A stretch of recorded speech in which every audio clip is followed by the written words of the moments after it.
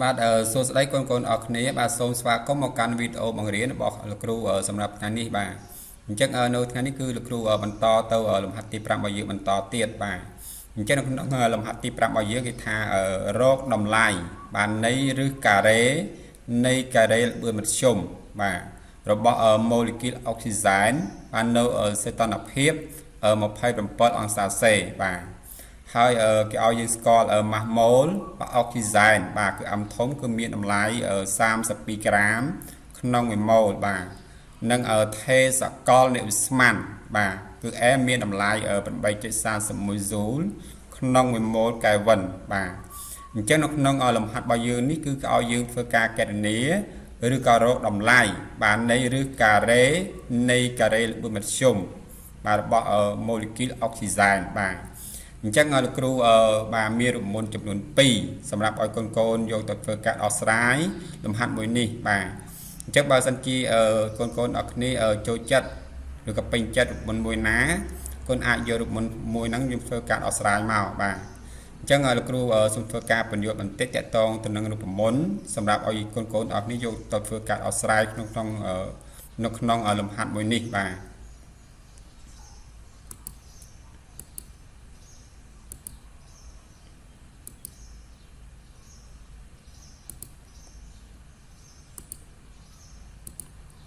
បាទអញ្ចឹងលោកគ្រូមានរូបមន្តចំនួន2បាទដែលរូបមន្តទី1គឺលោកគ្រូសរសេរថា V បាទ EMS បាទ VEMS ណាបាទ VEMS បាទស្មើបាទស្មើឬការ៉េនៃបាទ3បាទ3ការបាទការតូចណាបាទការ B បាទការ B បាទការ B តេបាទការ B តេបាទការ B តេលើបាទលើអំតូចបាទម៉ាស់ម៉ូលេគុលនៃឧស្ម័នអុកស៊ីហ្សែនបាទនេះគឺជារូបមន្តទី1បាទរូបមន្តទី1ណាបាទរូបមន្តទី2បាទគឺយើងអាចសេថា VEMS ដដែលបាទអញ្ចឹង VEMS បាទ EMS ណាបាទ VEMS ស្មើបាទឬការ៉េនៃបាទ3បាទ ET ណាបាទ3 ET បាទ3 ET បាទលើអំធំបាទអំធំគឺជាម៉ាស់ម៉ូលរបស់អុកស៊ីហ្សែនបាទអញ្ចឹងនេះគឺជារូបមន្តទី2បាទអញ្ចឹងតកតងទៅនឹងរូបមន្តទាំងពីរនេះគុណអាចយករូបមន្តមួយណាមកធ្វើការដោះស្រាយក៏បានដែរបាទប៉ុន្តែគុណមើលទៅលើសមត្ថកម្មរបស់យើងបាទអញ្ចឹងតាមសមត្ថកម្មរបស់យើងគឺយើងស្គាល់សីតុណ្ហភាពតេអញ្ចឹងណាអញ្ចឹងតេយើងស្គាល់ហើយបាទហើយ E ក៏យើងស្គាល់ដែរអញ្ចឹងណាបាទហើយម៉ាស់ម៉ូលរបស់ឧស្ម័នអុកស៊ីហ្សែនក៏យើងស្គាល់ដែរគឺអំធំនេះអញ្ចឹងបើសិនជាកូនធ្វើការកណនាកូនអាចធ្វើការកណនារូបមន្តទី2នេះមកបាទប៉ុន្តែបើសិនជាកូនចង់ធ្វើការបាទដោះស្រាយបាទតាមរូបមន្តទី1ក៏បានដែរណាបាទប៉ុន្តែដោយយើងបាទយើងអត់ស្គាល់តម្លៃបាទអំតូចអ៊ីតេប៉ុន្តែនៅតែយើងអាចរកបានដែរសូមបញ្ជាក់ណាបាទព្រោះរូបមន្តទាំងពីរនេះគឺវាមានការទាញគ្នាទៅវិញទៅមកមានន័យថាបើយើងស្គាល់រូបមន្តទី1គឺយើងអាចទាញចេញទៅជារូបមន្តទី2បាទហើយបើយើងស្គាល់រូបមន្តទី2គឺយើងអាចទាញចេញទៅជារូបមន្តទី1វិញបាទអញ្ចឹងលោកគ្រូសូមធ្វើការស្រាវបញ្ជាក់បន្តិចតកតងទៅនឹងរូបមន្តទាំងពីរនេះបាទអញ្ចឹងបើសិនជាកូនធ្វើការដោះស្រាយតាមរូបមន្តទី1នេះគឺយើងត្រូវធ្វើការស្រាយរូបមន្តបាទហើយដល់ពេលយើងធ្វើការស្រាយគឺយើងទទួលបានរូបមន្តទី2នេះតោះនេះអញ្ចឹងបាទអញ្ចឹងលោកគ្រូសូមធ្វើការបញ្យល់ទៅលើរូបមន្តទី1សិនណាបាទបាទអញ្ចឹងរូបមន្តទី1របស់យើងគឺ V បាទ EMS បាទ EMS ណា បាទអេអំអេបាទចឹងស្មើបាទស្មើឬការ៉េនៃបាទ3បាទកាបេតេបាទកាបេតេណាកាតូចណាបាទកាបេតេបាទលើអំតូចបាទលើអំតូចណាបាទអញ្ចឹងយើងមានរូបមន្តមួយទៀតបាទអញ្ចឹងយើងថាតែបាទតែបាទតែអំធំនេះគេហៅថាម៉ាស់ម៉ូលណាបាទអញ្ចឹងវាស្មើបាទវាស្មើបាទអំតូចបាទម៉ាស់ម៉ូលេគុលណាបាទម៉ាស់ម៉ូលេគុលគុណឲ្យចំនួនអាវ៉ូកាដ្រូបាទគឺយើងតាំងដោយ n na បាទយើងតាំងដោយ na អញ្ចឹងហ៎បាទអញ្ចឹងយើងទាញរកអំតូចអញ្ចឹងហ៎បាទយើងទាញរកអំតូចមកអញ្ចឹងនាំឲ្យយើងបានអំតូចបាទយើងបានអីអំតូចអញ្ចឹងយើងទាញអំតូចគឺយើងរក na នេះមួយអង្គទី1បាទ na អង្គទី2គឺផលគុណកាលណាយើងរកវាមួយអង្គទី1យើងបានផលចែកអញ្ចឹងយើងបានអំតូចបាទអំតូចនេះគឺវាស្មើបាទអំធំបាទលើ n លើ na បាទលើ na តោះនេះអញ្ចឹងយកតម្លៃបាទអំតូចនេះយកមកចំនួននៅក្នុងសមីការរបស់យើងខាងលើនេះណាអញ្ចឹងយើងអាចសរសេរបានថាយ៉ាងម៉េចបាទយើងអាចសរសេរថាបាទv បាទ e អំ s បាទ e អំ s ណាបាទស្មើបាទស្មើឬការ៉េនៃបាទនៃអីគឺ3បាទកាបេតេបាទ3កាបេតេចឹងហ៎បាទលើអំតូចប៉ុន្តែអំតូចរបស់យើងគឺស្មើអំធំលើ n na ចឹងយើងចំនួនអំតូចឲ្យអំធំលើ na វិញបាទចឹងយើងស្អីមកបាទអំធំលើ n na បាទលើ na បាទ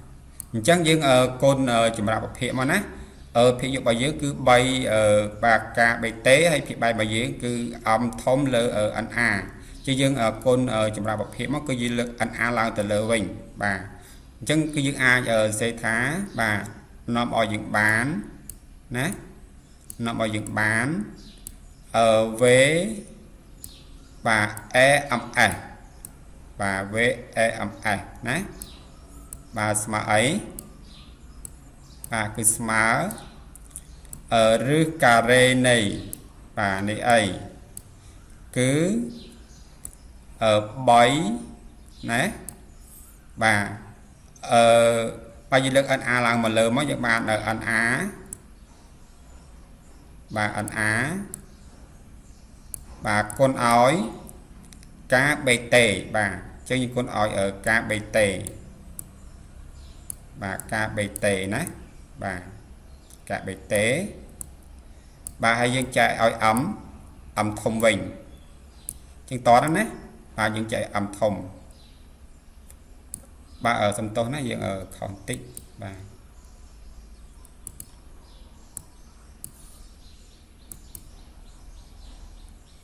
បាទចឹងយើងចែកឲ្យអំធំណាបាទប៉ុន្តែណាយើងដាក់ថាមកតែ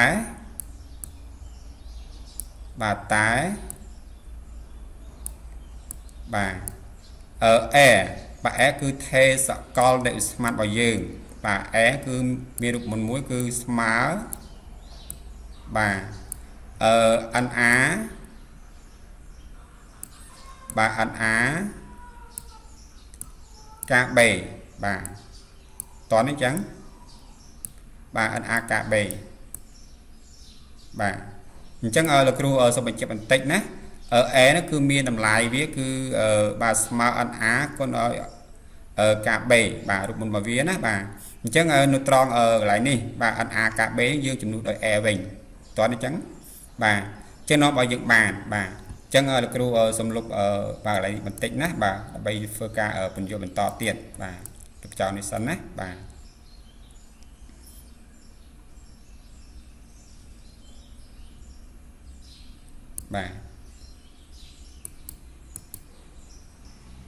chẳng neutron ở ăn a cả bé cứ dương chùm nút đòi ở e bình á bà chứ nó bao dựng bán bà nó bao dựng bán với e ập ai và với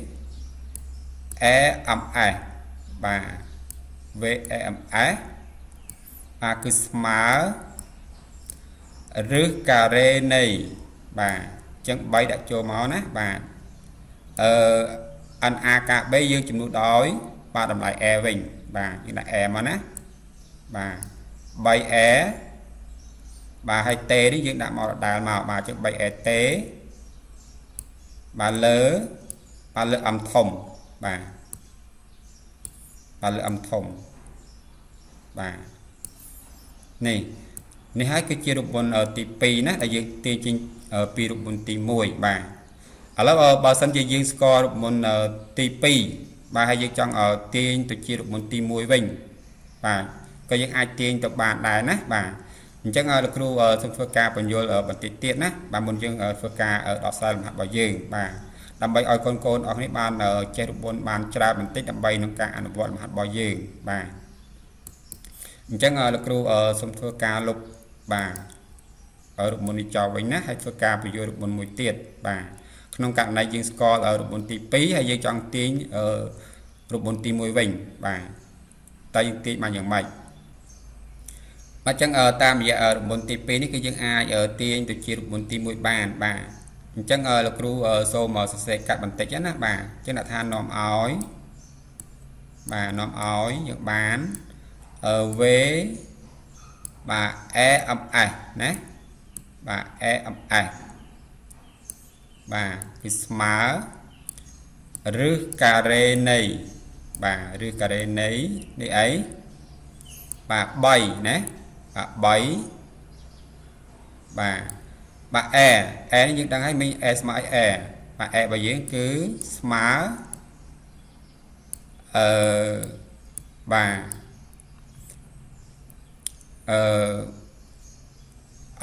ăn à nè bà ăn à cá bề bà ăn à cá bề to đến trắng bà ăn à cá bề chân dương ở chùm nu ở đầm lại e nít đói ăn à cá bề vinh nè bà chứ ai sẽ tha ở bấy ăn á bà ăn á ở cá bề vinh bà nhưng cá bảo những cá tối nhé bà ở cái năng con dây cá thống cư ở bà ai cho lọc cho môi năng ở tham một policy tịch bà chứ như chai ấm thông bình bà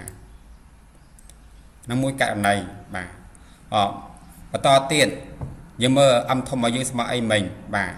chắc âm thông mà dương cứ smart bà âm tối cho nghe bà con ói bà ăn à bà con ơi ăn à nhưng là chùm nút avocado nó ăn à nó á bà ăn à bà chẳng nhưng vô ở đầm lại ở bà âm thông để smart ở âm tối bà con ăn à nó vô mọi chùm nút trong đi màu bà chứ nó bà dựng bán bà dựng cũng đã smart tầm đó nè bà smart bà rước cà rê nấy bà ở bấy bà ăn á bà ở cả bề bà ăn à cả bề nè bà cả bế bà hay dân chạy ở âm thông đi vận tải âm thông bà dưỡng cứ mà âm tối cô này ăn à bà chơi dân chạy ói bà âm tối bà con ói ăn à chân to đó nè bà con ăn à chẳng hàng lơ miệng ăn á khăn crom miệng ăn à chứ những ai ở sầm ruộng địa bàn chẳng nghe ô sầm tóc ở anh những miền tâyមួយទៀតណាបាទដាក់ở tây មកបាទចឹងăn áយើងស្នូលចោលមកណាបាទយើងស្នូលចោលមកអញ្ចឹងសមីកាប់របស់យើងគឺនៅសល់អីគេនៅសល់បាទឬការ៉េនៃបាទអញ្ចឹងăn áនេះអស់ហើយណាបាទអញ្ចឹងនៅសល់3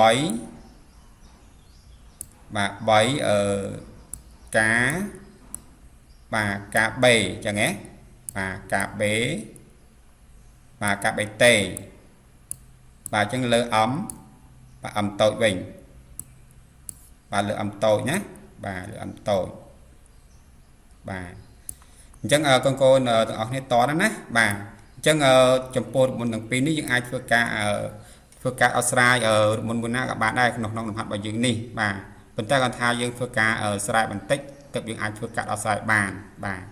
ហើយចំពោះរូបមន្តនេះគឺយើងចាំតែមួយបានហើយបាទយើងអាចធ្វើការទាញចេញបានជារូបមន្តមួយទៀតហើយបាទបើសិនជាកូនចេះរូបមន្តទី1កូនអាចស្រាយរូបមន្តទៅជារូបមន្តទី2មក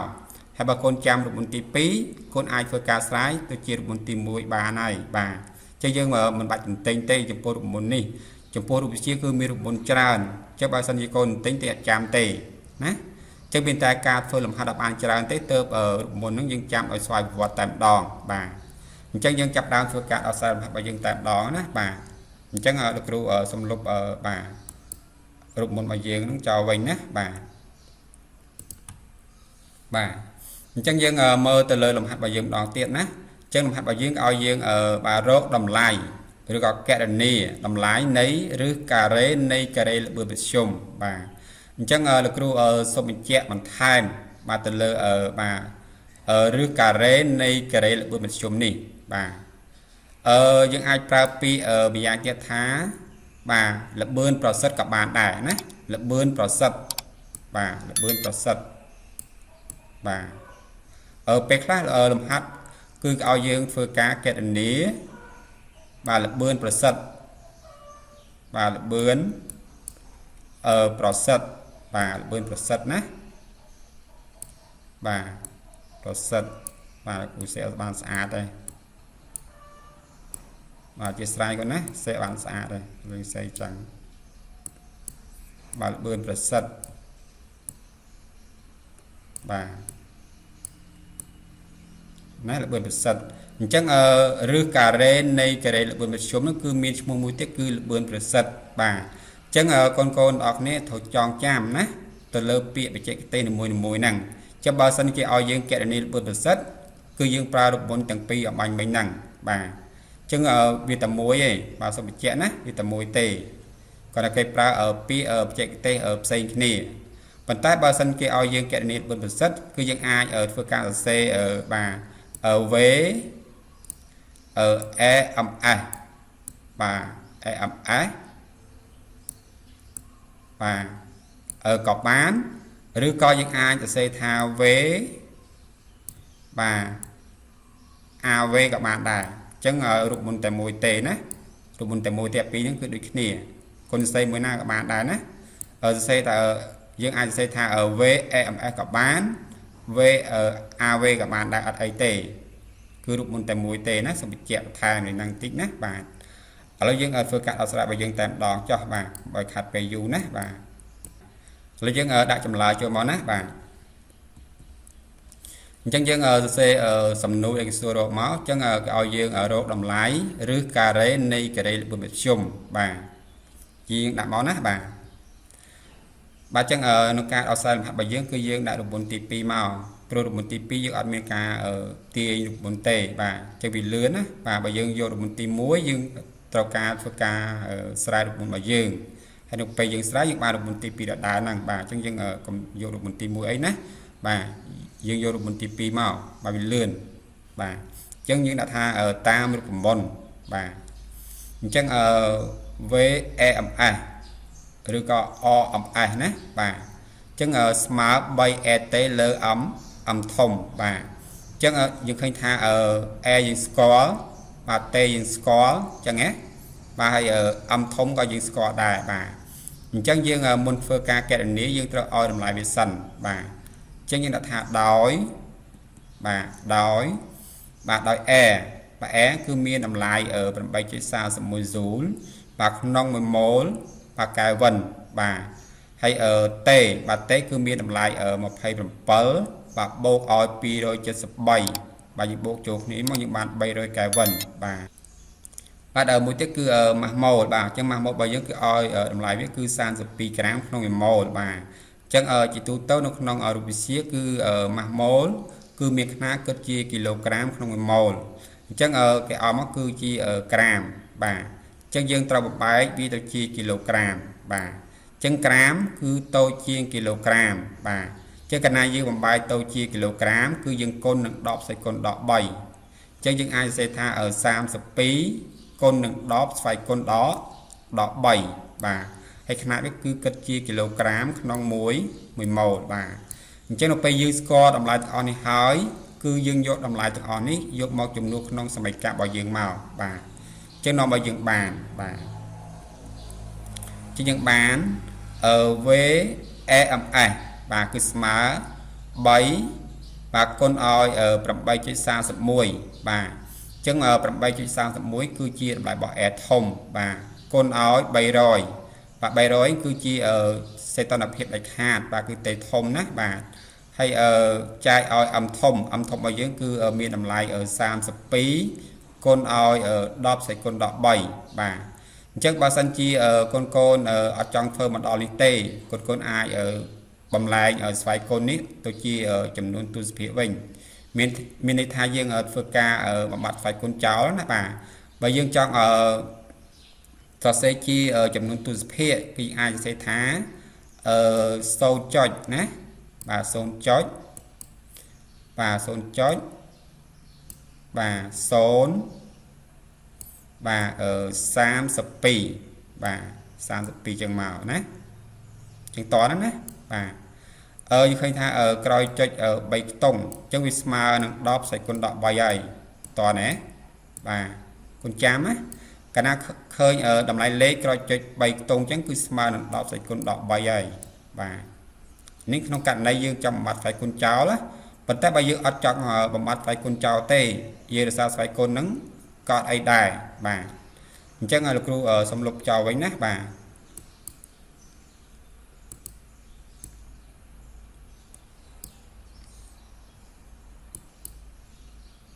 បាទឥឡូវយើងមើលទៅលើតម្លៃលេខរបស់យើងណាបាទអញ្ចឹងតកតងទៅនឹងតម្លៃលេខបាទអញ្ចឹងយើងយក3នេះគុណជាមួយនឹង 8.31 យើងគុណឲ្យ300គឺយើងបាន 7479 បាទហើយចំពោះស្វ័យគុណបាទស្វ័យគុណនៅខាងក្រោមគឺ10 សេគុណដល់ 3បាទអញ្ចឹង10 សេគុណដល់ 3កាលណាយើងលើកឡើងមកលើគឺ10 សេគុណ 3 វិញអញ្ចឹងយើងអាចសរសេរថា7479គុណឲ្យ10 សេគុណ 3ហើយចែកឲ្យ32តោះនេះអញ្ចឹងបាទបន្តទៀតបាទអញ្ចឹងយើងអត់តន់ធ្វើការបញ្ចេញពីរឹសទេដោយសាររឹសរបស់យើងគឺរឹសការ៉េអញ្ចឹងណារឹសការ៉េបាទរឹសការ៉េណាហើយស្វ័យគុណរបស់យើងគឺស្វ័យគុណសេសអញ្ចឹងយើងមិនអាចបញ្ចេញពីរឹសបានទេអញ្ចឹងដើម្បីធ្វើការបញ្ចេញពីរឹសបានលុះត្រាតែកូនទាំងអស់គ្នាបំលែងស្វ័យគុណនឹងទៅជាស្វ័យគុណគូបាទអញ្ចឹងយើងអាចធ្វើការបំលែងបានណាបាទអញ្ចឹងនៅពេលយើងបំលែងគឺយើងធ្វើការកណនាតម្លៃនេះសិនណាបាទយើងធ្វើការកណនាសិនមកបាទអញ្ចឹងនៅពេលយើងធ្វើការកណនាគឺយើងបានតម្លៃប៉ុណ្នេះបាទអញ្ចឹងយើងមុនធ្វើការបញ្ចេញដោយលោកគ្រូបាននិយាយអំបញ្ញមិញអញ្ចឹងណាបាទអញ្ចឹងយើងត្រូវបំលែងស្វ័យគុណនេះទៅជាស្វ័យគុណគូសិនបាទអញ្ចឹងបើយើងបាទរំកិលមកផ្នែកខាងនេះបាទតើស្វ័យគុណរបស់យើងកើនឡើងឬក៏ថយចុះបាទអញ្ចឹងលោកគ្រូសូមបញ្ជាក់ណាចំពោះស្វ័យគុណវិជ្ជមានបាទអញ្ចឹងកាលណាកូនរំកិលចុចមកខាងនេះបាទមកខាងឆ្វេងណាគឺស្វ័យគុណកើនឡើងបាទប៉ុន្តែបើសិនជាកូនរំកិលចុចមកខាងស្ដាំវិញអញ្ចឹងគឺស្វ័យគុណថយចុះបាទអញ្ចឹងចុចរបស់យើងនៅត្រង់នេះបាទអញ្ចឹងស្មើនឹង10 សេគុណ 3បើយើងរំកិលមកខាងនេះបាទគឺយើងបាន10 សេគុណបាទសេគុណ 2អញ្ចឹងណា បាទចឹង10សេគុណ2គឺយើងអាចបញ្ចេញបានហើយគឺយើងបាន10សេគុណ1ចឹងហ៎បាទប៉ុន្តែបើយើងរំកិលមកខាងនេះគឺយើងបាន10សេគុណ4អញ្ចឹង10សេគុណ4គឺយើងបញ្ចេញពីរឿងយើងបាន10សេគុណ2ចឹងហ៎បាទអញ្ចឹងលោកគ្រូរំកិលមកខាងឆ្វេងចុះណាបាទគឺយើងទទួលបាន10សេគុណ4បាទអញ្ចឹងយើងអាចសរសេរថា23.372បាទគុណនឹង10សេគុណ4បាទអញ្ចឹងបើសិនជាកូនចង់កម្មខាងនេះក៏បានដែរណាគឺយើងគុណ10សេគុណ2មកបាទតោះអញ្ចឹងប៉ុន្តែយើងអាចសរសេរចុចនៅត្រង់នេះវិញតោះណាបាទអញ្ចឹងចំពោះ10សេគុណ4នេះគឺយើងបញ្ចេញមកយើងបាន10សេគុណ2បាទហើយតម្លៃលេខ23.372នេះគឺយើងបញ្ចេញពីរឿងមកយើងបាន4.83បាទអញ្ចឹងតម្លៃឬការ៉េនៃការ៉េ4មធ្យមរបស់យើងបាទគឺមានតម្លៃ4.83 គុណឲ្យ10សេគុណ2បាទម៉ែត្រក្នុង1វិនាទីបាទយើងដាក់ថាដូចនេះបាទដូចនេះគឺបាទ VAMS គឺស្មើ4.83 គុណនឹង10សេគុណ2ម៉ែត្រក្នុង1វិនាទីបាទ